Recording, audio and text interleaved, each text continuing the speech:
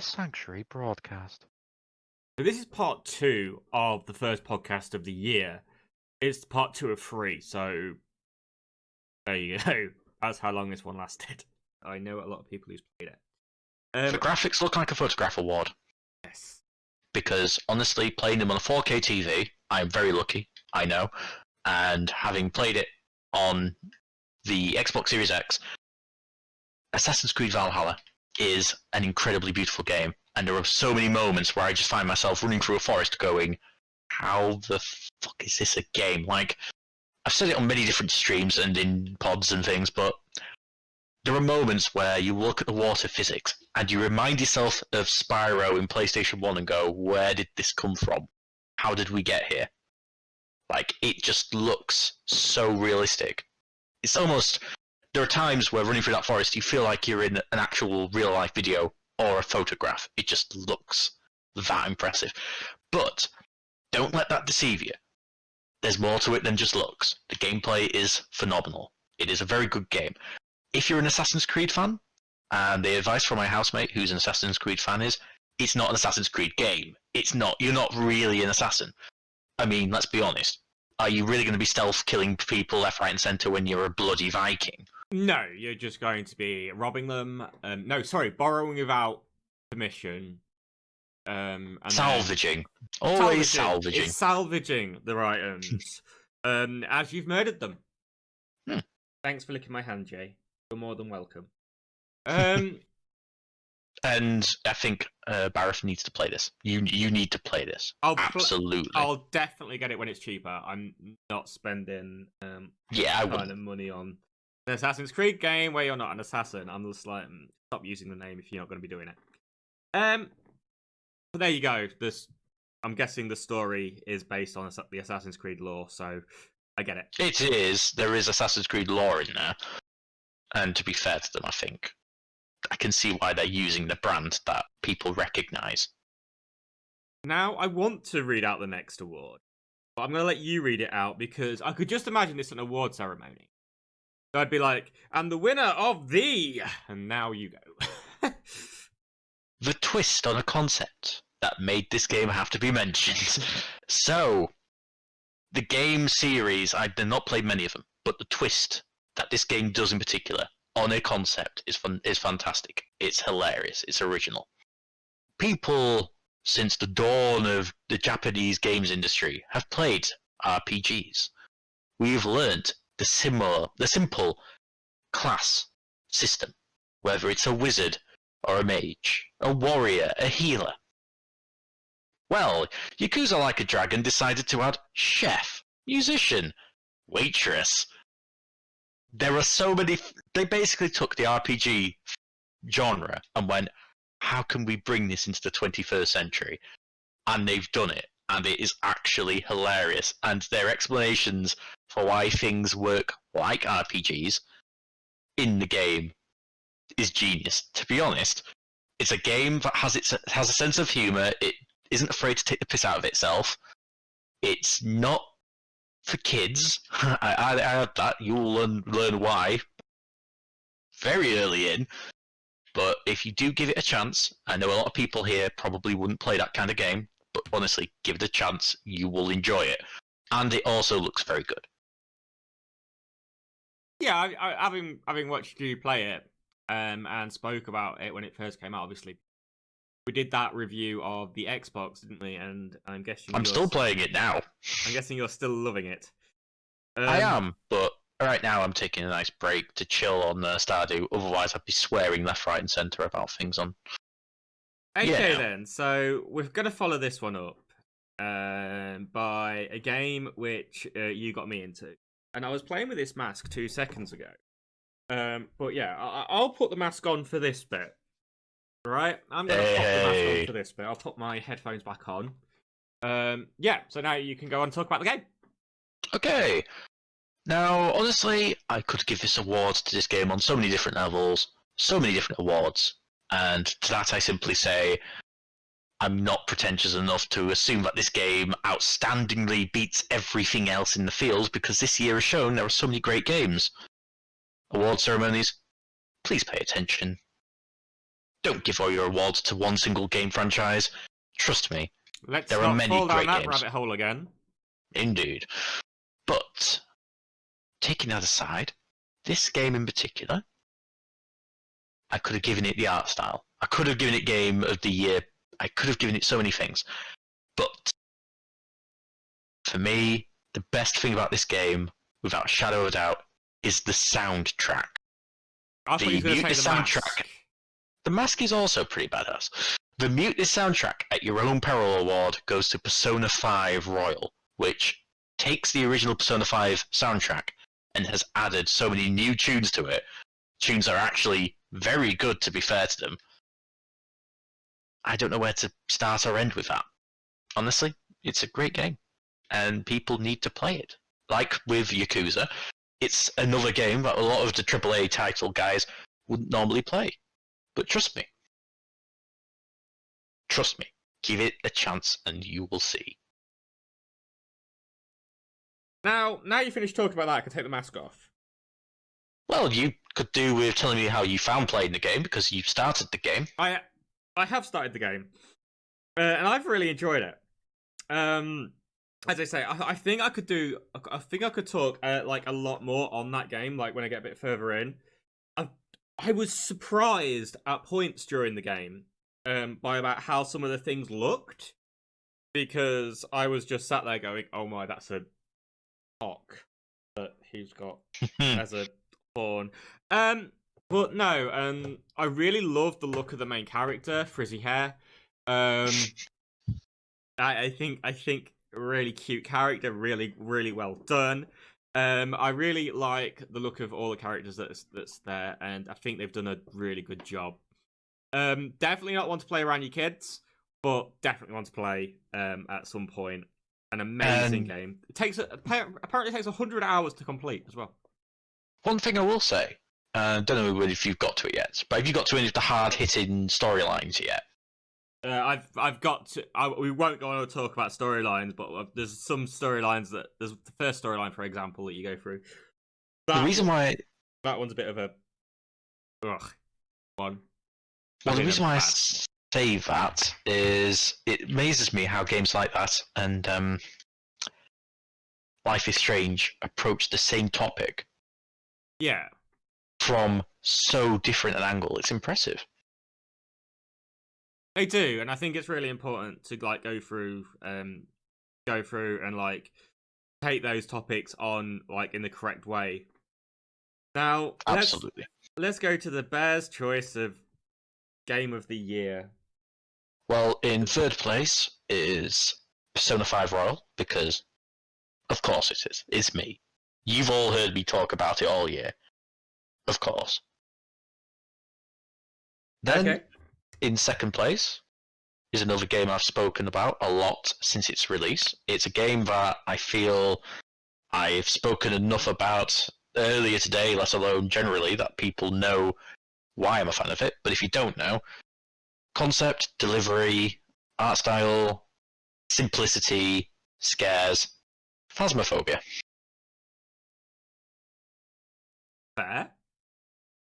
And my number one choice for Game of the Year is Animal Crossing, because once you've played it, and once you've seen the people playing it, you'll understand. It's interesting, because you've gone for a Nintendo, a PC, and a PlayStation. Indeed. Interestingly. So you've gone across 3 different platforms there. And not the Xbox.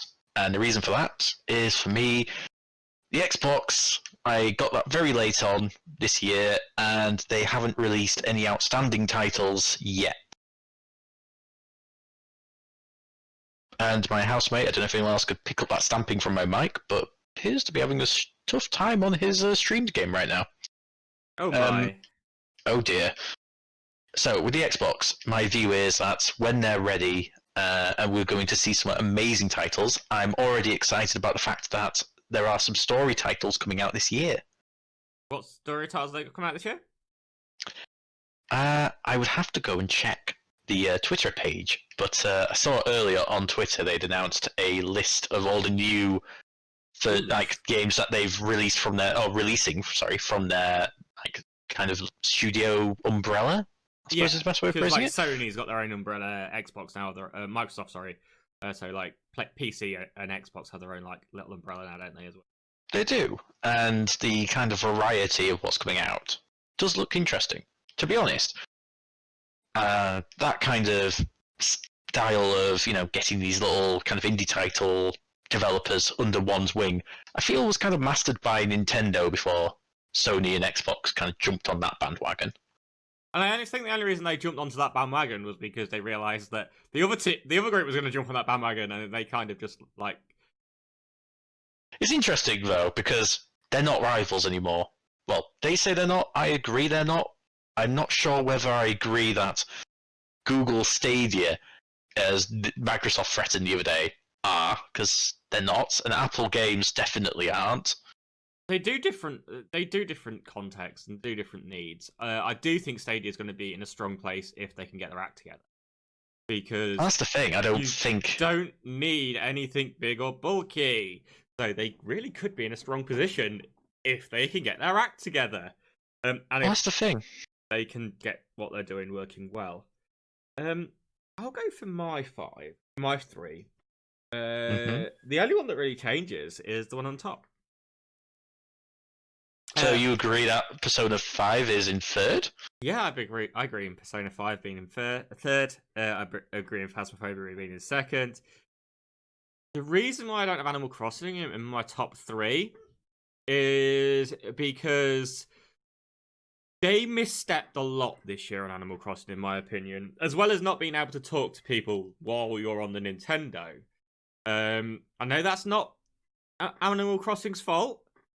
However, you have to weigh it against it as a game that's based on having people together.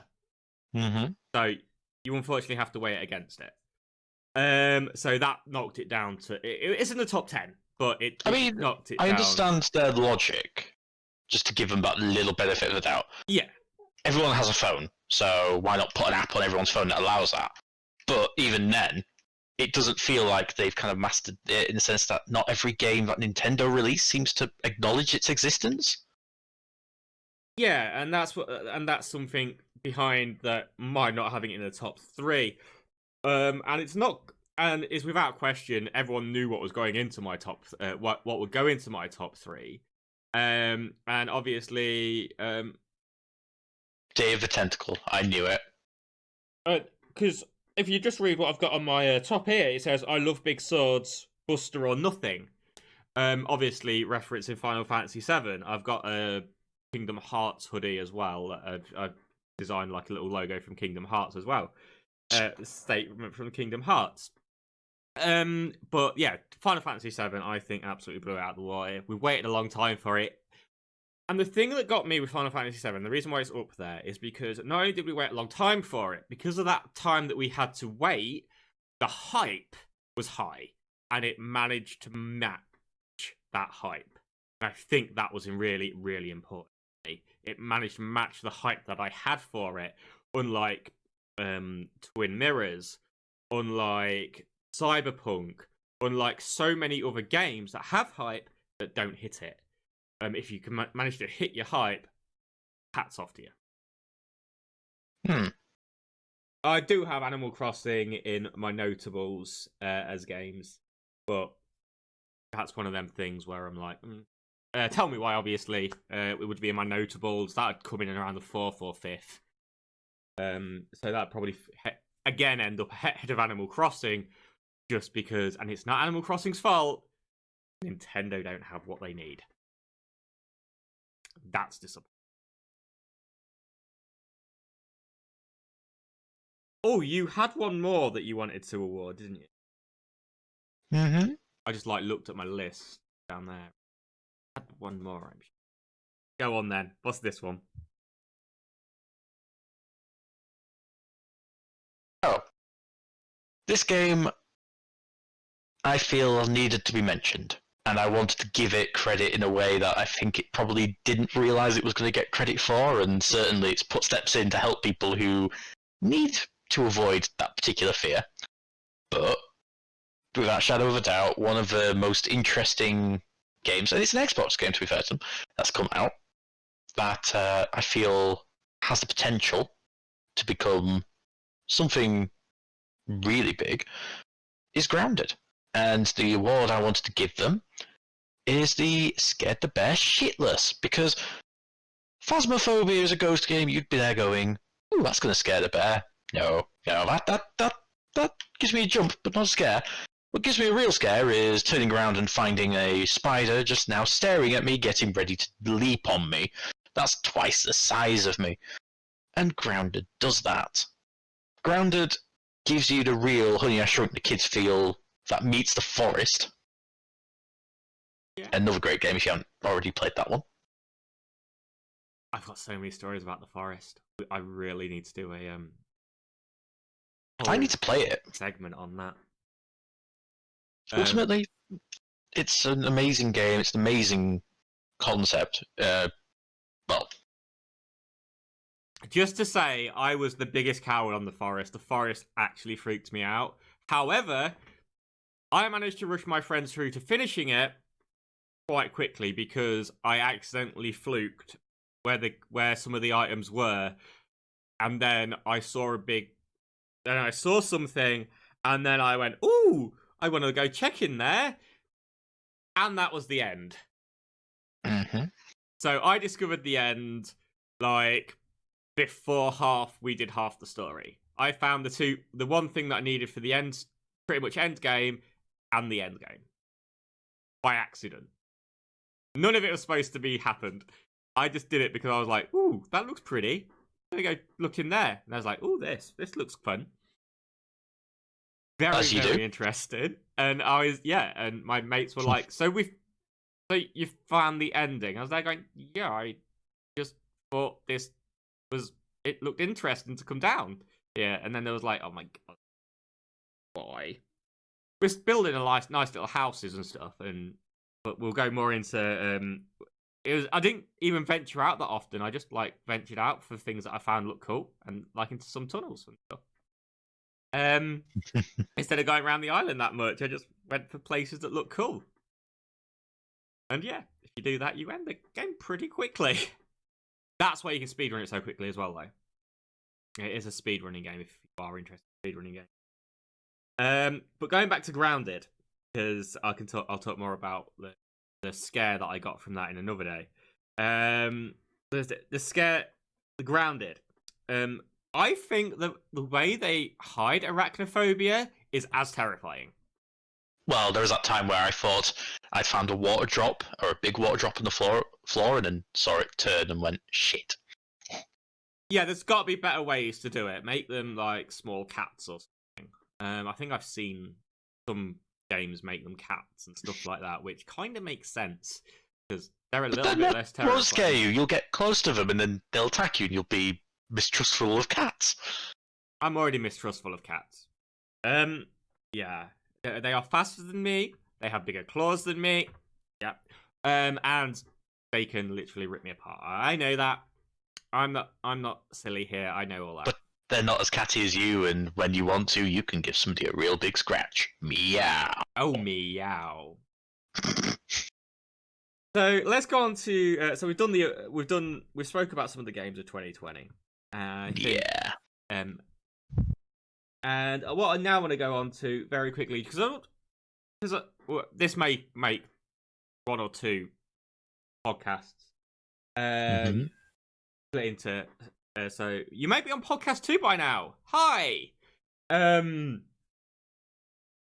So what are you going to do? What are you going to change in 2020 about your streams and everything that you're doing? Do you have any plans to change anything? Me? Yeah. Streams, I'm constantly evolving. I don't think I can turn right now and say there is one thing I am going to do for definite. Because looking at where I am right now with the streams, I think I just want to try and figure out the visual identity, and I'm halfway there. I'm feeling good about it. In terms of content, I have something I have been working on for YouTube, which I'm really excited for. And when that does happen, and I finally finished it, I hope people Firstly, I hope people will come and watch it. I mean, first things first, I want people to see it. Yeah. And then when they've seen it, I hope they enjoy it. If they don't enjoy it, I hope I find out why. Ultimately, I don't think it's going to make everyone happy, but, if enough people watch it and enjoy it, I've got plans. I mean, I've already created content for one video. I'm midway through the second video. I have scripted the third video, and I've begun scripting the fourth video. And I suspect this might be something I do in series, because it's very time consuming. And I'm really grateful that Sophie, when she's around, has been helping to try and make things, happen. Yeah. And for anybody who, just quickly going on to Sophie, she's not been very well recently. No. It's not COVID related. I kind of always feel the need to put that in at the moment because... Fair. I said it on stream. You mentioned that in the New Year stream that she wasn't feeling very well. And I was like, not COVID related the first time. And the second time around, I didn't say it. And your mum immediately comes out with, is it COVID? The amount of people, it's like, no, it's not COVID. She's just under the weather. Yeah, exactly. And it happens. It's that time of the year where a lot of people kind of, Exactly. And so, personally, what I want to change in this year coming forward is I want to be a bit more proactive and less reactive within my streams. And I'm usually looking at my streams going, I don't really like the visual effect of it. I didn't really like the visual effects of the podcasts because that's on YouTube, because I wasn't much of a fan of how bland it was. And now I've actually put my video on it. Hi, if you can see me. So I'm going to be evolving that slightly still.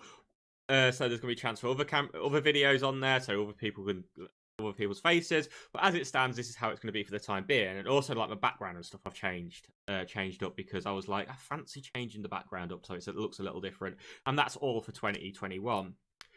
Yeah. As well as that, I've started TikTok now, and I've started a few other social media. I want to get better with social media because I have not been good with social media in 2020. I want to get better at that.